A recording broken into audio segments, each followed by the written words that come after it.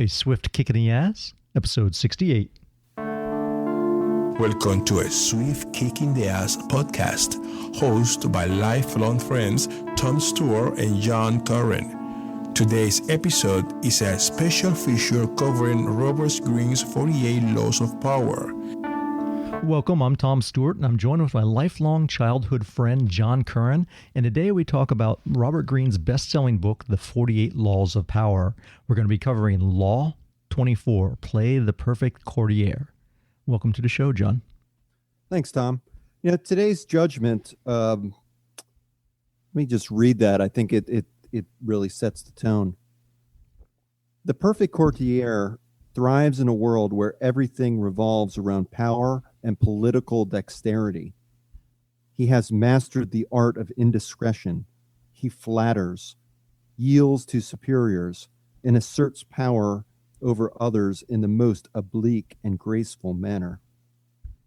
Learn and apply the laws of courtiership, and there will be no limit to how far you can rise in court. And I think that what this chapter is really about is about knowing the system, how the system works, the rules, the history, and then using that to your advantage. I don't see anything manipulative really about knowing how a system works. I think in modern day life, especially if you work for a large organization, there are systems in place, and you're a fool not to take advantage of those systems. For instance, if you build time off, if you work a certain number of hours, then you're entitled to taking that time off according to that system. I think you're a fool if you don't take advantage of the benefits of that system. And that's what this chapter is really about. It's about knowing the system and then working it towards your advantage. Well, I see this chapter, too, as very Machiavellian, John. I do see it can be used in a sneaky way. And I can think of a character from a popular show called The Game of Thrones called Littlefinger. And if you're not familiar with the show, Littlefinger is it's like a council. He's part of the king's council, and he always has his own agenda. And he will never confront the king. He'll never put himself in jeopardy, but he is very persuasive and will use his ability and his rank to find his power play using techniques that are very similar to this. Yeah, he uses his position to his advantage. And like you said, he has an agenda. And I think that all of us are out there and we're working the system with a certain agenda in mind. I mean, ultimately for me, I want to be able to retire one day. I want to be able to not have to work for a living. That's I want to provide for my children. I want to provide for my family and my life. And I don't see that as necessarily a bad thing, whereas manipulation is often seen as something negative. I don't think that's such a bad thing in today's world. I think it's using something that's in place to your advantage, and that's not necessarily a bad thing. Going to Littlefinger's examples, Tom, is that necessarily a bad thing that he has an agenda? I mean, he's watching out for himself, and he's obviously survived in a world that's very cutthroat. So whatever he's doing is working for him. Yeah. And, think about today's world. It's pretty cutthroat. Right. We're just not chopping each other's heads off and stabbing each other through the heart. Let's hope not. We're just laying off people and, surpassing them in our career fields and what have you, or. Right. So, I think too, and we've talked about this in other episodes where we're talking about the laws of power, is that sometimes it's being aware of these rules and these laws that you can use to your advantage. And it's not necessarily that you're going to be manipulating people or playing the courtier, but you need to be aware that other people may be doing that, and we don't want you to be played. So you can use this information from that perspective as well. It ties in very well with persuasion and influence. And in any educated field, you're going to need to be able to play smartly. And especially like you talk about, if there's a hierarchy, if there's, and we think of your boss, you have a boss that you have to be able to appease him, but at the same time, you might have an agenda of certain things you want to do. And there's a certain way to use your influence and your skill in order to achieve your goals. And some of the methods that we're going to talk about today will help you do that. Yeah, I totally agree. I think too, also, if you are single, you could actually use this to your advantage in the dating. Yeah, it's probably world. Based, I know there's that popular book, The Game, which talks about dating, and I'm sure a lot of these techniques are in that book. So let's just go right into the laws of the court politics. And Green talks about these laws, and I think the first one really is to be modest and humble. No one likes a show off. If you say work for a team or work with a team and they've helped you accomplish something, I think it's good to give credit where credit is due. Being modest and being humble, I think can take you far, especially when you're dealing with leaders. They know that you've done the work. They know that you led the team. And to say that you just did it on your own with no help, people know that's not the truth either. I've seen this, John, all the time in my workplace and in the past, not necessarily in my current situation, but where someone would do something, and every time they do any little thing, they make sure that they are very vocal about it in front of the boss. They want to make sure that the boss knows that they did every little thing that they possibly could, and they have like their little banner, like they're waving their own flag, saying, "Hey, look at me! Look what I did! Aren't I great?" And that you got to be careful with that, because usually most people can read right through that. If you did a good job, the boss will know about it because he won't be hearing complaints from other people that you didn't do your job. Yeah, and also, you don't recognize. I mean, sometimes your peers will, in the future, be your boss or be up higher in the hierarchy than you are, and they're going to remember those times where you just looked out for yourself. You didn't give credit to other people where credit was due, and you should take credit for the things that you've done. And we're certainly not saying that you shouldn't, but share, be modest. I think it's better to be modest and humble than it is to be an ass. Yeah, and in anything. And it doesn't matter if it's at work or in relationships or at the gym or wherever you might be at a party. It's better not to be the asshole. Yeah. So, the second is practicing nonchalance, and what that really means is it means never make it seem that you work too hard. And if you think about this, there are a lot of people who dedicate their life to work, and I almost to a point of becoming a workaholic. And the people that I know who have done that, most of the time they're running from something. They didn't necessarily, they had a family, but they didn't want to necessarily spend time with them. It was more like a choice than that the job had to get done. They were avoiding other issues in their life. So I think there's a difference between working really hard, which I think all of us do, versus looking at having people look at you as a genius. So instead of looking at you as a person that just is working all the time and has to work very hard to get ahead, I think it's better for people to look at you as being smart. And certainly a lot of work is going to be going into it, but that doesn't mean that you weren't the brain. You didn't put a lot of time and effort and thought into what you're doing. I have a project at work, in fact, that I put a hell of a lot of time into, and I didn't really show that. I show people look at it, they think I'm a genius because of it, and a lot of it was just a lot of blood, sweat, and tears that I put into it, along with the thought. So, don't make that all the time that you spent doing something, making that the focal point, because anyone could put time in to something. Right. But, so if one of your coworkers would drop you a compliment, John, rather than saying, "Yeah, man, I've been sweating my nuts off doing this project," it's better just to say thank you, thank you very much, and act like it was no big deal.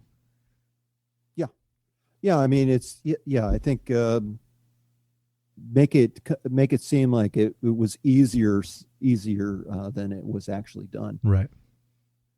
So that leads us to the third one, and that is being frugal with flattery. And this is explained very easily. No one likes a kiss up or an ass kisser. Yeah, an ass kisser. If everyone recognizes it, if someone's kissing ass, that they really don't mean it. They're just trying to get something out of it, or flattering to butter up the boss.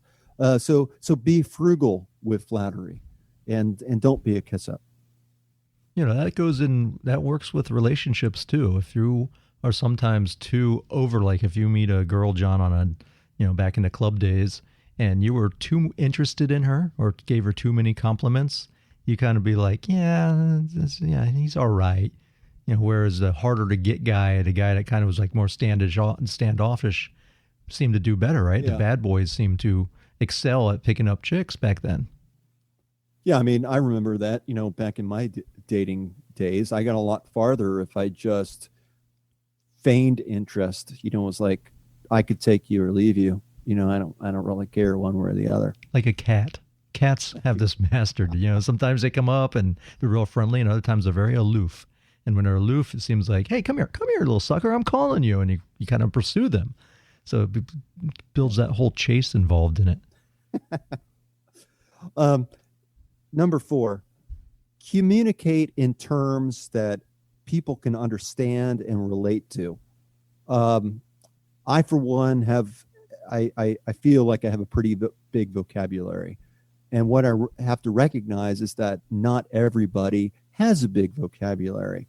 I'm not talking about talking down to people, but talking in terms that people can understand and that they can relate to.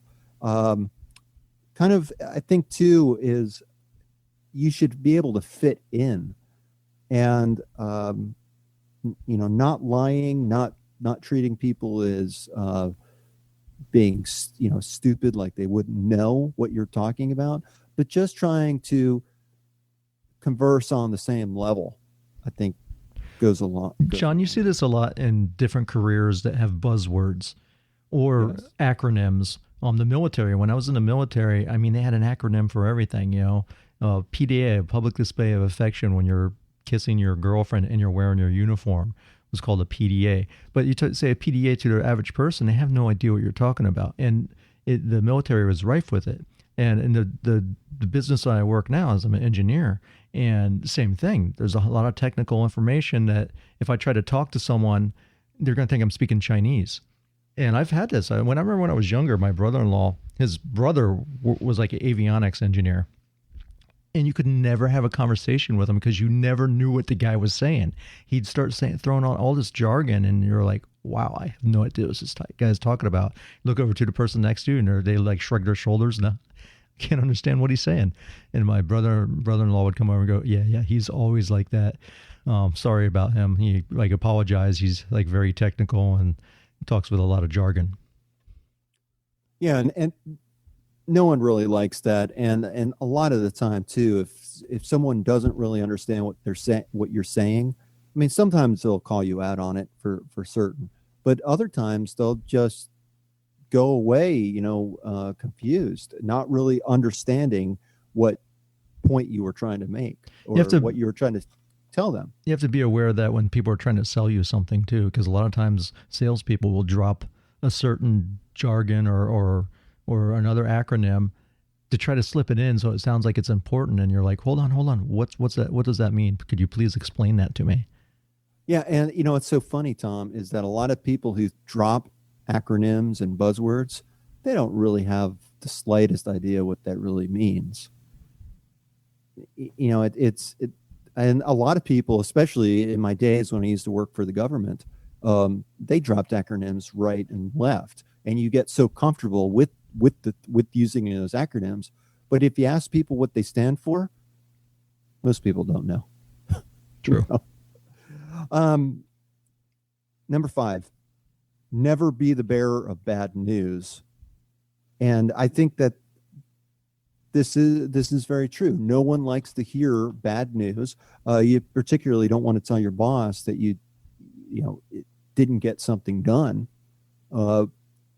In the old days, the messenger used to get killed, or that his idea stinks. There might be another roundabout way that you could put this in. In fact, I think the book was talking about if they mentioned something to the king, they were having all these strange sightings, that the king would get upset and feel that he was being that he was stupid. So the best way for them to get the king's notice is they had a journal, and they would write down their sightings of these weird mythical creatures that some people were complaining about, and then he'd read it in a journal, and it wasn't a direct attack to him to make him feel like he wasn't doing his job of protecting the kingdom. Yeah, and I think too that this is a perfect opportunity to find the silver lining in something that's bad. It's looking at something in a different way, but in a more positive light. It's not. I just think it's a different approach. Number 6, respect the hierarchy for what it is. Your boss is your boss. He's not your friend. You're not peers. You're not on the same level. He's on a different rung of the ladder. He has different responsibilities. He has different access to different knowledge, different insight, and he's not your friend. You're his subordinate. So don't forget that. They're in a position that they could really hurt you if they wanted to. So you have to be very careful with that relationship. I've never been good friends with a boss. I've liked my bosses, but I've never had a relationship where I go hang out and drink with them. Something just felt weird to me. I mean, the same thing when I have a Sifu or a professor in Brazilian Jiu-Jitsu, I don't become super buddy-buddy with them because I still see them as that authority figure. And for me, it's hard to break that down and just be a pal. And then, you're bowing to them for thanking you for the class. It just feels awkward to me. Yeah. And, I think teachers experience this a lot too, in that teachers generally don't become friends with their students or the parents of their students for that reason, because when you have a close relationship or a friendly relationship, it does change the dynamics, and you don't want to put yourself in a position that's going to hurt you or hurt someone else in the process. Which is why you see a lot in most workplaces, they will not let a supervisor be romantically involved with one of the people that they supervise, or if it's a husband and wife situation, they kind of split them up so they're not working in the same department, because it compromises their authority. Yeah, definitely agree. Don't make fun of others as well. I think it's okay to joke around with people, but you don't know who knows. You don't know if what you're going to say is going to get back to that person, and maybe that person is even higher in the hierarchy. You don't want to make enemies, and also I think the general rule that most people should have, and I definitely try to live by this rule, is that don't say anything to anybody that you wouldn't say directly to their face.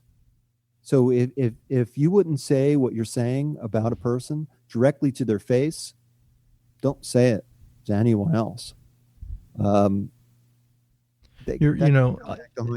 right. And I was listening to something earlier today, and I heard a quote from Warren Buffett, and Warren Buffett was talking about something very similar to that, where he was saying that if you don't want, if this would, it was like a newspaper test. If you didn't want it printed in a newspaper, if you'd been embarrassed by it or didn't feel good about what you were doing and it wasn't being able to be printed, don't do it or don't say it. Yeah. I know I'm probably dating myself, but LL Cool J. Mama's going to knock you out. Yeah, he said that he didn't want to write any music that he wouldn't want his kids listening to. And I think that's a pretty good thing. It definitely protects yourself. And when you're dealing with a work situation, if you're talking about other people, those other people may be your peers right now, but things change in an organization and they might one day be in a position of power above you, or maybe even you report to them. Who really knows? And you don't want that bad blood in between you. Better just to keep those kind of thoughts to yourself, not make fun of people. And also, I think most people realize that if you're making fun of somebody else, chances are you're going to be making fun of them to somebody else. You're going to be talking with, if you're talking about other people, you talk about other people with, it's not just limited. You're talking about everybody. Hey, speaking of LL Cool J, you know how you embarrass a 13-year-old boy? Me and my son Hunter the other day, we were leaving our house, and I have electronic gate in the front, and I didn't have my clicker with me. And my grandmother, or maybe my mom, lives in a house adjacent to ours, and the kids always call her Mama. So I said to Hunter when we were leaving, I said, I hope Mama doesn't lock us out. And as I was driving away, I started singing LL Cool J's "Mama's Gonna Knock You Out," but saying "Mama's Gonna Lock You Out." And he was like, "Oh, Dad," and he was like putting his hands over his ears. It's funny.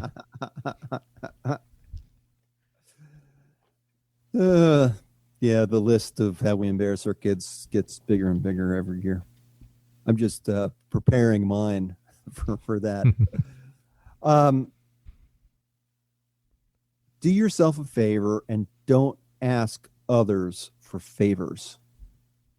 There's a law of reciprocity involved here, that if you ask someone for a favor, then they're going to definitely come back to you wanting to be repaid. Hierarchy, it's better that people owe you favors rather than you owing them favors. I agree, because you never know when they're going to call that in or what they're going to call in, and then you feel obligated to help them out. Yes. So don't ask for favors, and that's just a safe approach. Be willing to own your mistakes and be self-aware that when you make mistakes, you are able to not only own up to it, but also show people that you're doing something about it so that it's not repeated. In many instances, I think we all make mistakes and it's human, but when you don't own up to it, people know. I mean, you're not really hiding anything from anybody. People know that you make mistakes, and they respect that you can admit that you did something wrong, and this is what I'm doing so it doesn't happen again. And I think that goes a lot farther than just trying to cover it up. Also, treat others the way you would want to be treated. I think that's a good rule to live by.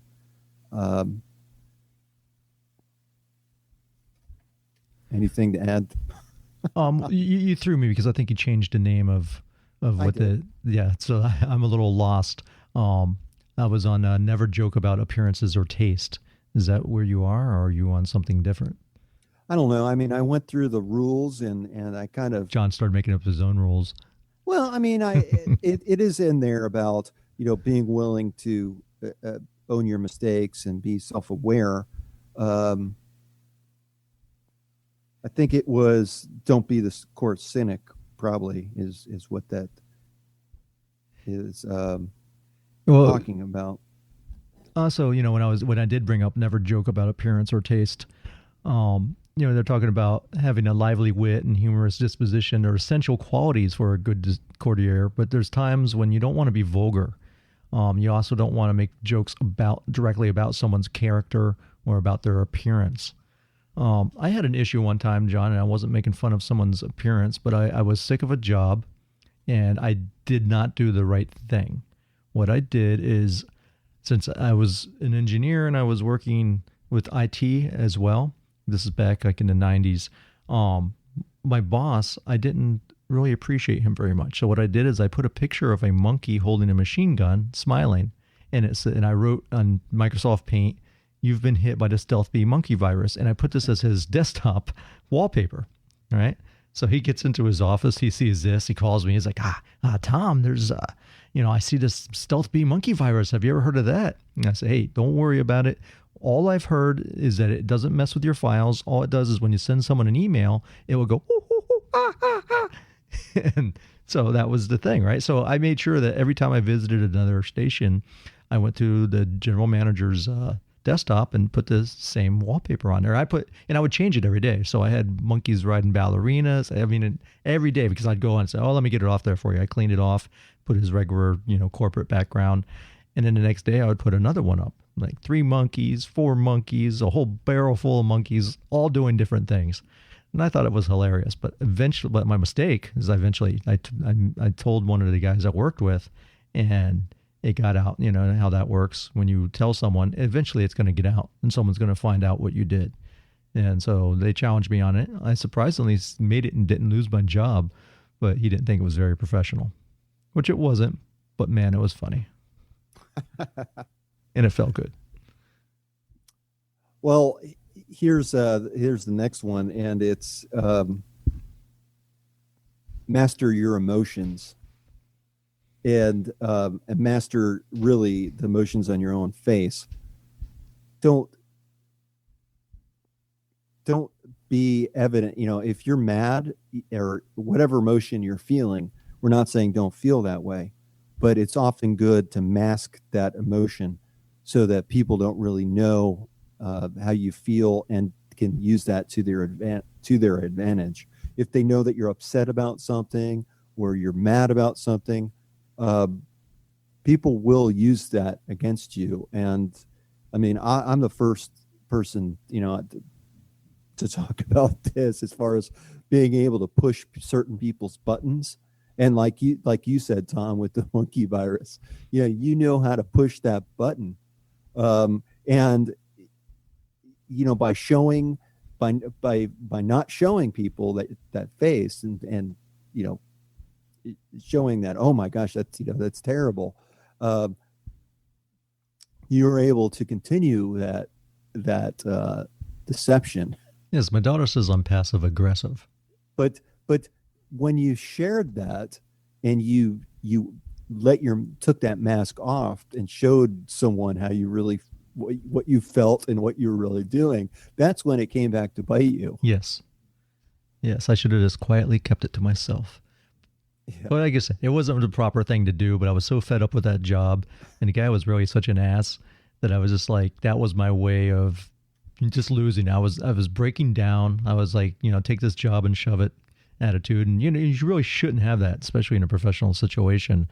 But that was just one of those moments. It just felt good. It's like I don't know if you've ever seen the YouTube video where the guy hires a marching band to come in to announce that he's quitting. It's just freaking hilarious. Yeah, but that's, that is burning a bridge. And, oftentimes when you're in a hierarchical situation, sometimes you just have to grin and bear it, or take one for the team. I think this a lot, like with when you're a kid, so an adult is, chastising you or is angry with you, sometimes you just have to stand there and take it. And I think this is what this is about. It's about mastering your emotions. You don't have to like it, but you also, it's kind of part of the game, is that if your boss is yelling at you, yeah, you might not like it. You might be mad yourself, but if you show your emotions, you're going to get into a lot more trouble in the end. I'm a very good poker player just because of my face, and I'm not a good poker player, but I can bluff very well. Let's see. So not to, I know I've created I've kind of changed some of the language with these rules. Mm-hmm. But, here it says, I'm going to go off the script, I guess, is what I'm going to go off of. But I think adding value is something that's very important in dealing with, being a courtier. And that is provide a reason why people will want to have you around. If you make things fun, if you're a pleasure to work with because you actually listen to what people have to say, and you're not wearing your passion on your sleeve and being upset at everything, and you're a good person to work with. That adds a lot of value, I think, to being a courtier, and you'll be able to get more of what you want out of life when people want to be around you, when and people like you. Part it's of the likability team. factor. Yes. And I guess that did kind of jump to, because it says, be a source of pleasure as one of the rules, and saying that it's a critical law, and that, if it's kind of an obvious law that of human nature, that people will flee what is unpleasant and distasteful. So, I think that's very true. If you're an asshole, people are going to know it, and they're not going to want you around. They're not going to want to work with you. So that's really the whole point of that. Don't be too self-absorbed, and don't forget the big picture of things. Know what's going on around you, and then use that to your advantage. Because sometimes I think we get so close to something. I mean, we get so absorbed, and we're so close to a problem that it isn't that we're unable to take a step back. But we'd be better served, and if we're able to, we'll be able to better navigate whatever course that we're trying to take, if we're able to see the forest through the trees. Yeah.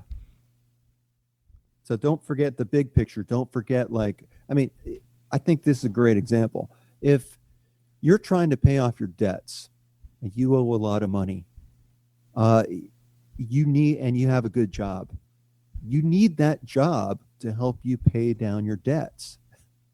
You are not served very well if you get fired. I mean, that's going to cause just more problems for you. So you may not like your job, but you just got to suck it up and understand that there's a purpose and to your working, and that you have goals that you're trying to meet, and that's going to help you weather the difficult times. Or get a new job. Yeah, or live with it and keep your eyes open for a new job. Don't burn that bridge. I mean, I've known plenty of people who kind of got so fed up with work that they just quit. Well, that really puts them in a bad situation. They had no place to jump to. It's much better to, just suck it up, do your work, and keep your eyes open and start interviewing for other jobs. And then once you have that offer and you have somewhere to jump, then quit. Yeah, leave on your own accord. Don't just sit there and complain. I know everyone probably listening to this right now has had a coworker that they're like the negative Nancy, that every time you see them, they're always complaining about the job, about the work, about so-and-so, about the boss. And if someone's so unhappy, it's just like, well, why don't you leave? You choose to work here. No one's forcing you to work here. Yes, I agree totally. So that's all the laws that I had written down, and I think that's really the core of this chapter. And being a courtier, I know we always butcher these. What about these words. Fit the spirit of the times? You didn't touch on how a slight affection of the past era can be charming as long as you choose a period at least 20 years back. But they're basically saying don't come in dressed like a hippie and be like, man, it was cool back in the old days, back in the 60s. That was the only way to rock, and you're stuck in that era. And I see this in my career field. What happens is technology is constantly evolving. And there's a lot of engineers that they're real hardcore engineers and very mechanical, but they're stuck in the old ways. They don't learn computers. They don't learn the new digital media that's coming out, and they don't advance themselves with the times. So they're stuck, with an old wrench and, a rag wiping their brow and saying, oh, they're like crusty. They and they're not advancing. They're kind of like getting left behind like a dinosaur. Yeah, and I think that it also says too. It says don't be too forward thinking. However, because no one will understand you. And from my perspective, I'm a very strategic person. I like to think about the future, and I'm always kind of look out ahead of me. But I don't really necessarily share that with everyone. So I think that it's kind of fitting in. It's not just about the clothes that you wear. It's about your actions that you take and what you express through your how you communicate with others. I think that is also with the spirit of the times. When you think of Steve Jobs almost was like a futurist because he had these grand ideas and he could see it. He could taste it. He knew what he wanted, but not everyone that worked with him agreed with him. And even though he was, in charge of the company, he still at times worked. He had a board of directors. He had bosses. So he could, and supposedly what I hear is he would argue and fight with people tooth and nail because he believed his ideas were right. And a lot of people left because they did not like the guy. Right. Right. So, I think there's a lot to be said for, not standing out and going with the crowd.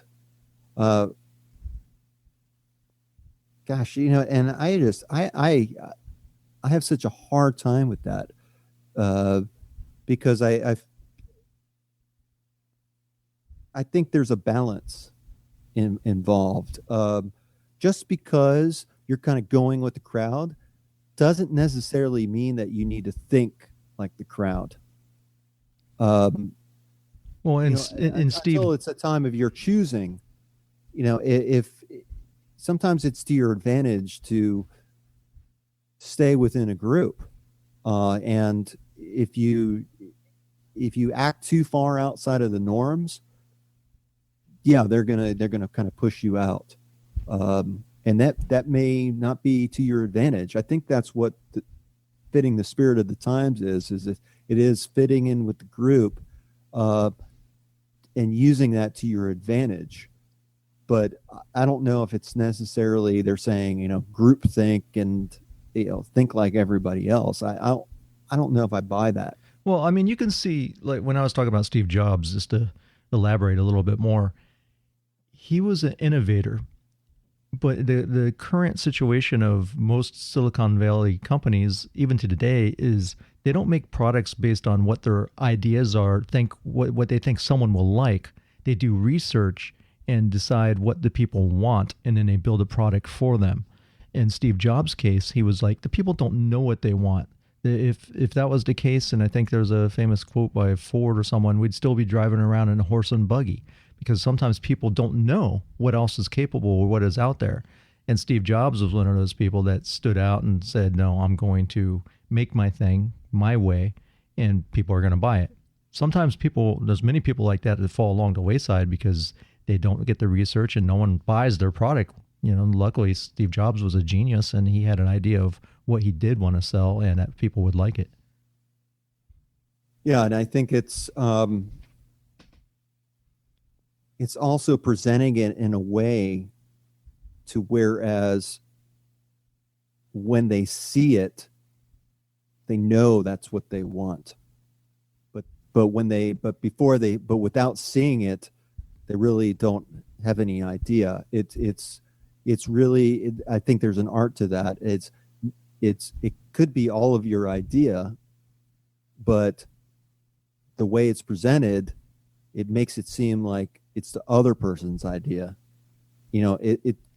That's true with change. Like my sister and my brother-in-law, their relationship, my brother-in-law thinks he rules the roost, but he doesn't really rule the roost. It's my sister.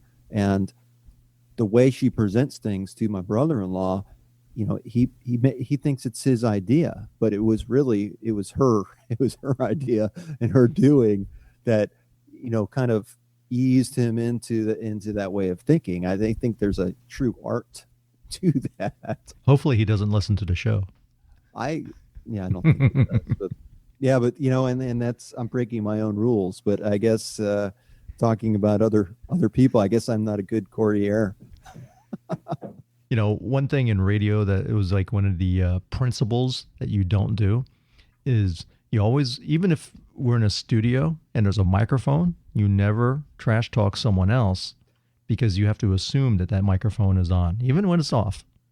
And yeah, I'll give you a quick short story. I know I always pepper these things with little stories, but there was a girl named Diana, and we were doing a live broadcast, and she had hooked up our system. She was checking the console. Okay, everything's working good.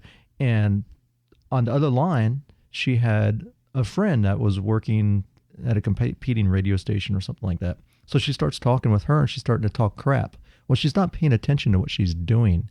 And she had the button push on the fader that put the phone on the air. So her entire conversation with this girl is going out live over the air, mixed over to music. And so it was just a cluster, and we heard it. I was on the live broadcast, and we're trying to dial in, but because she was on the line, it was busy because she was using the hotline, which she should not have been. That was the line that we used to bypass all the other lines to test our remote broadcast. So she's there for like 20 minutes talking all kinds of crap about the general manager, salespeople, talent. And the next morning, there was a very popular guy down here that had an AM radio show, and he just crucified our station. He was making, he had clips of it. He was playing. It was bad. If you remember Neil Rogers, if anyone was from the South Florida area, Neil Rogers tore our station a new asshole.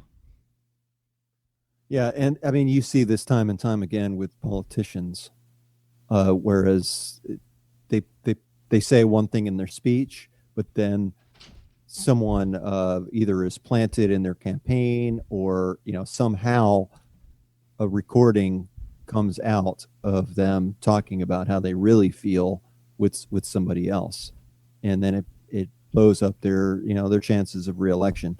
It happens time and time again. It's a political tactic. So I think we should probably wrap this up, but there is a section of the book, the last part of this section, which I want to read, and I think it says a lot. Courtiers are like magicians. They deceptively play with appearances, only letting those around them see what they want them to see. With so much deception and manipulation afoot, it is essential to keep people from seeing your tricks and glimpsing your sleight of hand. So again, this is knowing the system, working that to your advantage, and being a courtier. Sounds good. They're like magicians. Be a magician, my friend. Don't show anyone your tricks.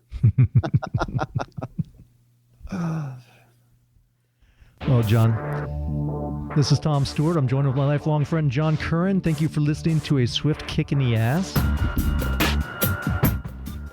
And make sure to check out swiftkickinass.com. There we have our simple spinning tool, our free membership site, all the goodies that we've created for you guys. Submit your email, you get cool stuff. I never email you, so don't worry about it. It's just a matter of when we do want to reach out to you, if we want to let you know of something important, we might send an email once in a while. But that's the deal. John, thanks for being here. Anything else you want to add? I think that's it. Just visit us and send us an email. Tell us what you think, whether it's about the laws of power or some type of positive change. We'd love to hear from you. Right. And we do this live, and my app that I usually use to play my ending sounds ended. So let's give them a little music, John.